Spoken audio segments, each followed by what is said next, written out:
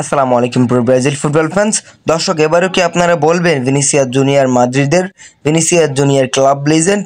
কেননা গতকালকে প্যারাগুয়ের বিপক্ষে ভিনিসিয়াস জুনিয়র যে পারফরমেন্স করেছেন সেটা কিন্তু অনেক দিন মনে রাখবে ব্রাজিলিয়ান সমর্থকেরা।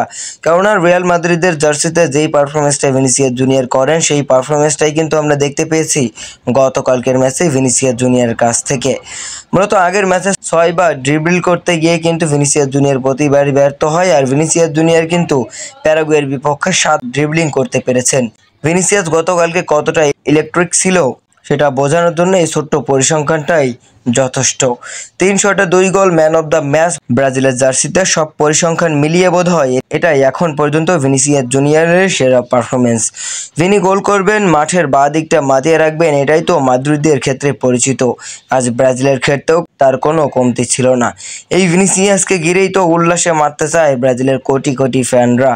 ব্রাজিলের জয়ের চেয়েও পার্সোনালি আমার কাছে ভিনির জন্য কিন্তু অনেক বেশি খুশি লাগছে, কেননা বারবার ভিনিসিয়াস জুনিয়র রিয়াল মাদ্রিদের জার্সিতে পারফরমেন্স করে আসে এবং ব্রাজিলের হলুদ জার্সি গায়ে চাপানোর পর তিনি যেন এই জার্সির ভারটাই সামলাতে পারেন না। মূলত এবার কিন্তু ভিনিসিয়াস জুনিয়র দুর্দান্তভাবেই ব্যাক করেছে। আমরা আশা করি আগামী ম্যাচগুলোতেও ভিনিসিয়াস জুনিয়রের কাছ থেকে এরকম পারফরমেন্স পাবো।